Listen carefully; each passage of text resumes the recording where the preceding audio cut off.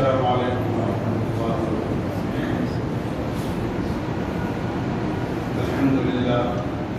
الحمد للہ رب العالمین، والصلاة والسلام علی اشرف الانبیاء والمرسلین وعلی آلہ واصحابہ اجمعین۔ اما بعد فاعوذ باللہ من الشیطان الرجیم، بسم اللہ الرحمن الرحیم۔ ومن احسن قولا ممن دعا الى اللہ وعمل صالحا وقال اننی من المسلمین۔ صدق اللہ العظیم۔ میرے بھائیوں، دوستوں، عزیزوں، بزرگوں، پہلی بات مجھے عرض کرنی ہے، پوری دنیا کے انسان جہاں کہیں بھی رہتے ہوں، بستے ہوں، کسی بھی رنگ و روپ کے ہوں، کسی بھی ملت اور مذہب کے ہوں، کسی بھی زبان کے بولنے والے ہوں، سارے کے سارے ایک ماں باپ کی اولاد ہیں، ساری کی ساری انسانیت گویا ایک پریوار ہے۔ کیونکہ قرآن کریم جو اللہ کی مقدس اور پاک کتاب ہے، اس میں حق تعالی شانہ نے ارشاد فرمایا ہے، یا ایھا الناس انا خلقناکم من ذکر و انثی وجعلناکم شعوبا وقبائل لتعارفوا ان اکرمکم عند اللہ اتقاکم۔ کہ تمہیں سارے انسانوں کو اللہ تعالیٰ نے ایک ماں باپ سے پیدا کیا۔ تمہارے اندر جو قبیلے ہیں، برادریاں ہیں، آپس میں جو سماج ہیں، وہ ایک دوسرے کی پہچان کے لیے، تاکہ شناخت ہو سکے، ایک دوسرے سے پہچانا جا سکے۔ ان اکرمکم عند اللہ اتقاکم، اللہ کے یہاں قابل اکرام اور قابل عزت وہی آدمی ہیں، وہی انسان ہیں جو اللہ سے ڈرنے والا ہو، اس کے حکم پر عمل کرنے والا ہو اور اس کی بتائی ہوئی باتوں پر عمل کرنے والا ہو۔ اس لیے قرآن کریم کے اس تعلیم کے مطابق ہر انسان کو یہ بات چاہیے اور ہمیں اس بات کا خیال رکھنا چاہیے کہ ہم سب ایک ماں باپ کے اولاد ہیں۔ جس طرح سگے اور حقیقی بھائی بہنوں کے درمیان میں محبت ہوتی ہے، تعلق ہوتا ہے، ایک دوسرے کا خیال رکھا جاتا ہے، ایک دوسرے کی خوشی ہوتی ہے، ایک دوسرے کی تکلیف ہوتی ہے، خدا نہ خواستہ پریوار کا اور خاندان کا کوئی بھی آدمی اگر کسی تکلیف میں مبتلا ہوتا ہے تو دوسرا آدمی اس کی تکلیف کی وجہ سے بے چین ہو جاتا ہے اور اس کی تکلیف کو دور کرنے اور ختم کرنے کی پوری کوشش کرتا ہے۔ اگر کسی ایک کو خوشی ہوتی ہے تو وہ خوشی سب کو ہوتی ہے، کسی ایک کو تکلیف ہوتی ہے تو وہ سب کو تکلیف ہوتی ہے۔ بالکل اس کی مثال حدیث پاک میں اس طرح دی گئی ہے کہ جیسے انسان کا جسم ہوتا ہے، سر کے بالوں سے لے کے پیر کے ناخنوں تک یہ انسان کا پورا جسم ہے۔ اس میں اللہ تعالیٰ نے جو انسان کے اعضاء یعنی انسان کے جسم کے جو پارٹس بنائے ہیں وہ سارے کے سارے بالکل الگ الگ ہیں، شکل بھی الگ ہے اور ہر ایک کا کام بھی الگ ہے۔ آنکھیں ہیں، ان کی شکل الگ ہے، ان کا کام دیکھنا ہے۔ کان ہے، اس کی شکل الگ ہے، اس کا کام سننا ہے۔ زبان ہے، اس کی شکل الگ ہے، اس کا کام بولنا ہے۔ پیر ہے، اس کا کام الگ ہے، اس کی شکل الگ ہے۔ ہاتھوں کی شکل الگ ہے، اس کا کام الگ ہے۔ سب کی شکلیں الگ الگ ہیں، سب کے کام الگ الگ ہیں۔ اور ایک بہت بڑی خوبی کی بات یہ ہے کہ ہر عضو انسان کے جسم کا ہر پارٹ اپنے لیے کام کم کرتا ہے، دوسرے کے لیے کام زیادہ کرتا ہے۔ آنکھ اپنے لیے نہیں دیکھتی بلکہ دوسرے کے لیے دیکھتی ہے۔ ہاتھ اپنے لیے کام بہت کم کرتے ہیں، دوسرے کے لیے کام زیادہ کرتے ہیں۔ پیر اپنے فائدے کے لیے کم چلتے ہیں، دوسروں کے لیے زیادہ چلتے ہیں۔ کان اپنے کام کے لیے سنتے کم ہیں، دوسروں کے لیے زیادہ سنتے ہیں۔ ہر ایک دوسرے کے کام زیادہ آ رہا ہے، اپنا کام مختصر بلکہ بالکل نہ کے درجے میں کر رہا ہے۔ بالکل پورا انسانی سماج، انسانی برادری، پوری دنیا کے انسان اسی طرح ہونے چاہیے، اس لیے کہ یہ قرآن کریم کی تعلیم اور اسلام کی شکشا ہے کہ ساری دنیا کے انسان اس طرح محبت اور اس طرح اچھے تعلق اور اس طرح بالکل ایک دوسرے کے ساتھ بھائی چارگی کے ساتھ زندگی بسر کرے، جس طرح ایک پریوار کے لوگ آپس کے اندر رہتے ہیں، ایک خاندان کے لوگ رہتے ہیں، ایک گھرانے کے لوگ آپس کے اندر مل جل کر رہتے ہیں، تاکہ ایک دوسرے کی کمی کو نظر انداز کیا جائے اور ایک دوسرے کی خوبی کو سامنے لا کر اور اس کو سب کے سامنے پیش کیا جائے۔ اس کا سبب تو ہمیں اسی سے مل جاتا ہے کہ دنیا میں جس وقت انسان اپنا پہلا قدم رکھتا ہے اور ماں کے پیٹ سے جو بچہ پیدا ہوتا ہے، اس کو سب سے پہلی جو چیز دنیا میں ملتی ہے وہ محبت ہے، اس کے علاوہ کوئی دوسری چیز نہیں ملتی۔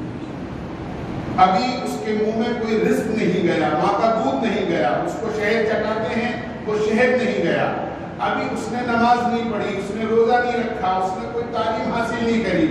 اس نے حتیٰ کہ ابھی کپڑے بھی نہیں پہنے جس حال میں ماں کے پیٹ سے آیا تھا، لیکن دنیا میں آتے ہی سب سے پہلے اس کو جو چیز ملتی ہے وہ محبت ملتی ہے۔ جو لوگ پیدائش کے وقت اس کے پاس موجود ہوتے ہیں وہ بڑی محبت کے ساتھ اس کو صاف کرتے ہیں، اس کو صاف کپڑے میں لپیٹتے ہیں، اس کی پوری پرورش کا انتظام کرتے ہیں، اور ماں آتی ہے، ماں کو پتہ چلتا ہے تو ماں محبت کا اظہار کر رہی ہے، باپ کو پتہ چلتا ہے تو باپ محبت کا اظہار کر رہا ہے، خالہ کو پتہ چل رہا ہے تو خالہ محبت کا اظہار کر رہی ہے، ماموں کو پتہ چل رہا ہے تو ماموں محبت۔ سب سے پہلی جو چیز دنیا میں آنے کے بعد انسان کو ملتی ہے وہ سوائے محبت کے دوسری کوئی چیز نہیں۔ اس لیے میرے بھائیوں، دوستوں، بزرگوں، انسان کا سب سے پہلا شیوا یہ ہونا چاہیے اور سب سے پہلی قرآن اور حدیث کی اور اسلام کی تعلیم یہ ہے کہ ساری دنیا کے انسان آپس میں محبت کے ساتھ رہیں۔ محبت کے ساتھ رہنے کا مطلب یہ ہے کہ ایک دوسرے کے کام آئیں، ایک دوسرے کی ضرورت کو اپنی ضرورت سمجھیں۔ اگر کوئی بھوکا ہے تو اس کو کھانا کھلانا ایسا سمجھیں جیسے خود کھانا، کوئی پیاسا ہے تو اس کو پانی پلانا ایسا سمجھیں جیسے خود پانی پینا، کوئی بیمار ہے تو اس کو دوا اور علاج کا انتظام کرنا ایسا سمجھیں جیسے اپنا علاج۔ بالکل اس طرح ایک محبت کے ساتھ جس طرح ایک گھرانے کے لوگ رہتے ہیں بالکل اس طرح رہیں۔ حدیث پاک میں جناب رسول اللہ صلی اللہ علیہ وسلم نے ارشاد فرمایا، الراحمون یرحمہم الرحمن، دنیا میں جو لوگ محبتیں تقسیم کرتے ہیں، پیار و پریم کے ساتھ رہتے ہیں، ایک دوسرے کے ساتھ اچھا تعلق قائم کرتے ہیں اور کسی مصیبت زدہ پر، پریشان حال پر مہربانی اور رحم کا معاملہ کرتے ہیں، فرمایا یرحمہم الرحمن، آسمان والا ان پر رحم کرتا ہے۔ پھر فرمایا ارحموا من فی الارض یرحمکم من فی السماء، تم زمین والوں پر رحم کرو، آسمان والا تم پر رحم کرو۔ اللہ کے نبی علیہ السلام کے پاس ایک عورت کا حال بیان کیا گیا کہ اس نے بلی کو پالا لیکن وقت پر اس کو کھانا نہیں ملا اور بھوک کی وجہ سے وہ مر گئی۔ اللہ کے نبی علیہ السلام نے ارشاد فرمایا وہ عورت جہنمی، چاہے وہ اپنی ذات سے بڑی نیک تھی، نماز روزے کی بڑی پابند تھی، لیکن اس نے اللہ کی مخلوق کے ساتھ زیادتی کی، اس کو چھوڑا بھی نہیں کہ وہ اپنا رزق کہیں تلاش کر لیتی، اس کو باندھ کر رکھا اور اس کی روزی اور کھانے کا انتظام نہیں۔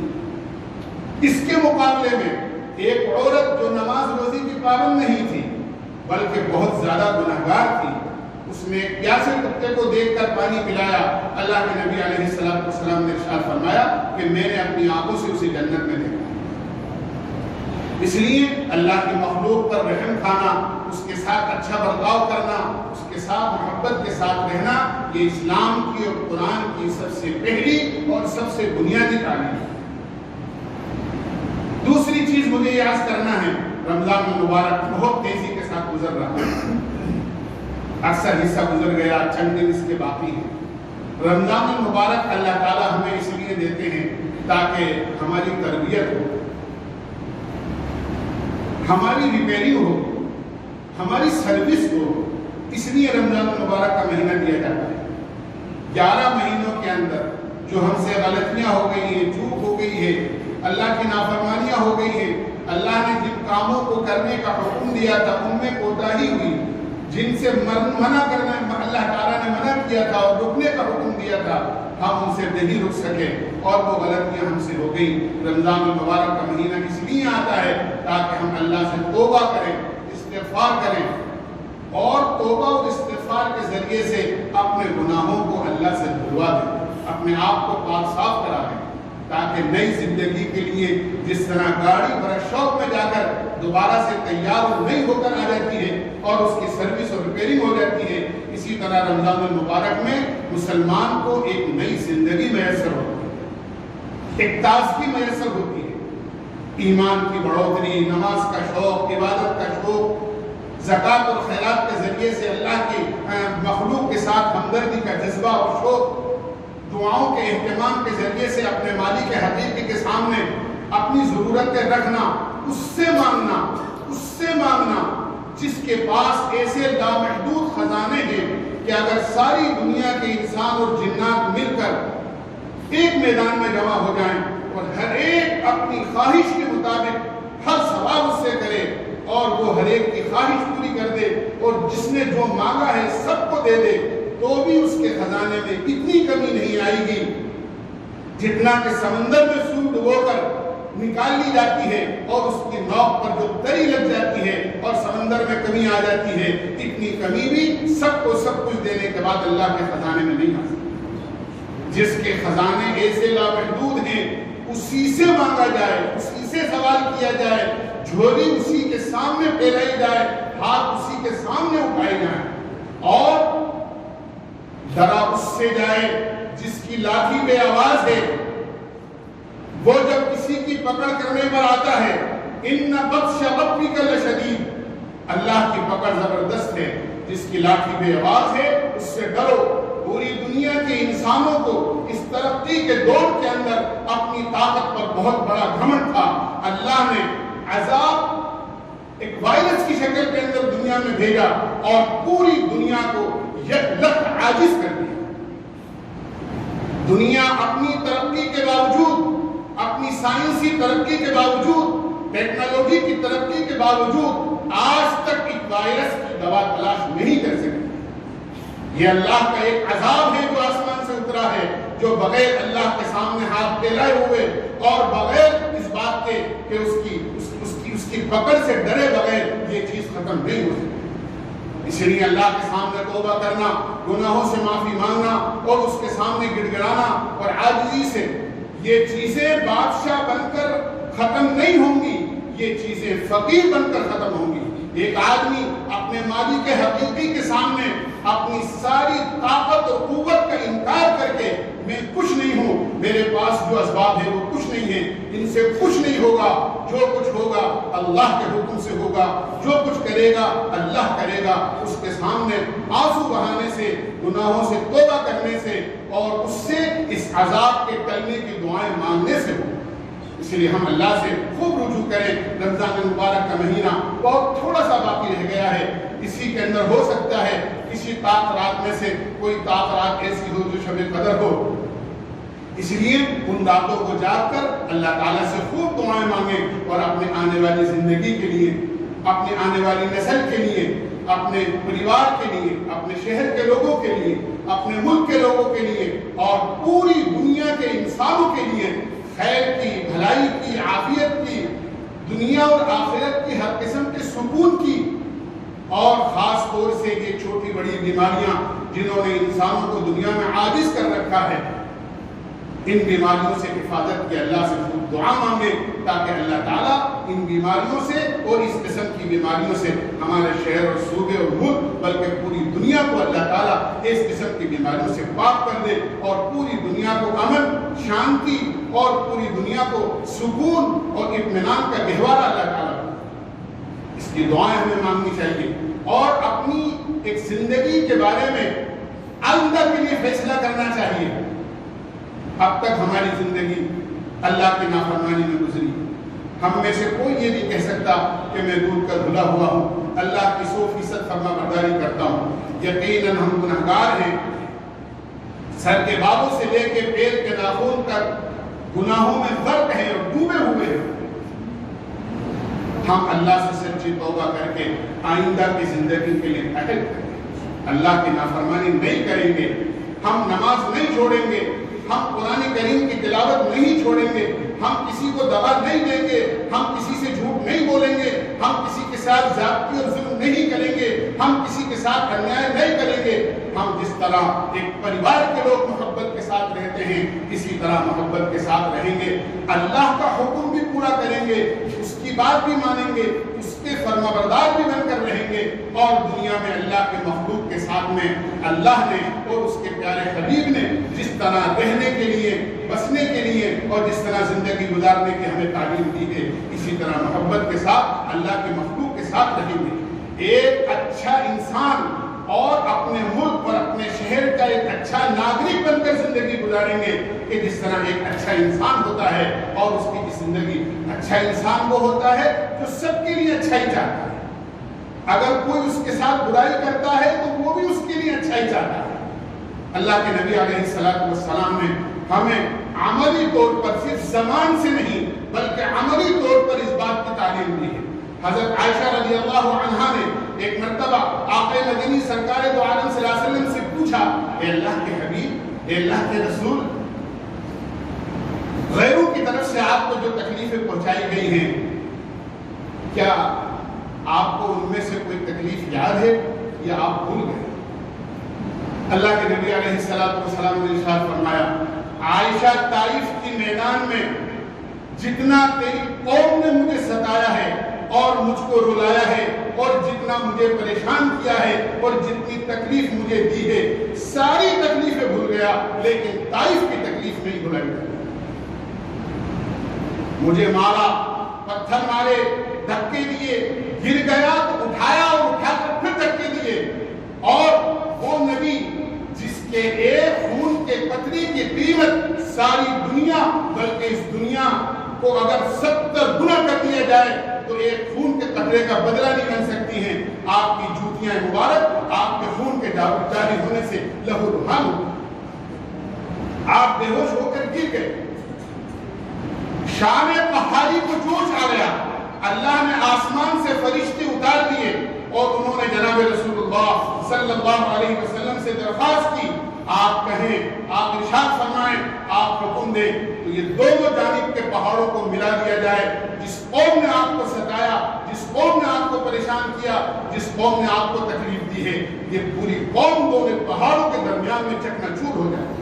اللہ کے نبی علیہ السلام نے ارشاد فرمایا, میں ان کو مروانے کے لیے, ختم کرانے کے لیے نہیں آیا ہوں, میں زحمت بن کر نہیں آیا ہوں, میں ان کے لیے رحمت بن کر آیا ہوں. مجھے امید ہے اگر انہوں نے میری بات نہیں مانی تو ان کی نسل میں ایسے لوگ پیدا ہوں گے جو اللہ کی پرستش کریں گے اور مجھے اللہ کا رسول مانیں گے. اور یہ فرمایا, اللہم اہدی قومی فإنہم لا یعلمون, اے اللہ تو میری اس قوم کو صحیح راستہ دکھا دے, اس لیے کہ یہ مجھے ابھی پہچانتے ہیں. اتنی سب تکلیفوں کے باوجود جس نبی نے بد دعا کرنے سے انکار کر دیا, وہ نبی کیسا رحم والا ہوگا, کیسا رحم دل ہوگا. اس نبی کی امت میں ہم ہیں. اس لیے میرے بھائیوں دوستوں بزرگوں, ہم معمولی بات پر ایک دوسرے سے جھگڑ لیتے ہیں, معمولی بات پر ایک دوسرے سے کینہ دل میں رکھ لیتے ہیں, معمولی بات پر دلوں میں دشمنیاں پیدا کر لیتے ہیں. اپنے دل کو اپنے مسلمان بھائی کے اعتبار سے بھی اور بلکہ ہر انسان کے اعتبار سے اپنے دل کو بالکل پاک و صاف رکھیں اور یہ سوچیں سب اللہ کے بندے ہیں اور اللہ نے اپنے بندوں کے ساتھ خیر خواہی کا ہمیں حکم فرمایا. اور سب سے بڑی خیر خواہی یہ ہے کہ میں اللہ کے بندوں میں سے کسی بندے کا کوئی دشمنی, کوئی عداوت, کوئی کینہ, کسی قسم کی کوئی میل اپنے دل میں نہ رکھوں, بلکہ اللہ کی ہر مخلوق کی طرف سے اپنے دل کو بالکل صاف رکھوں. یہ اسلام کی تعلیم ہے, یہ قرآن کی تعلیم ہے جو قرآن نے ہمیں دی ہے.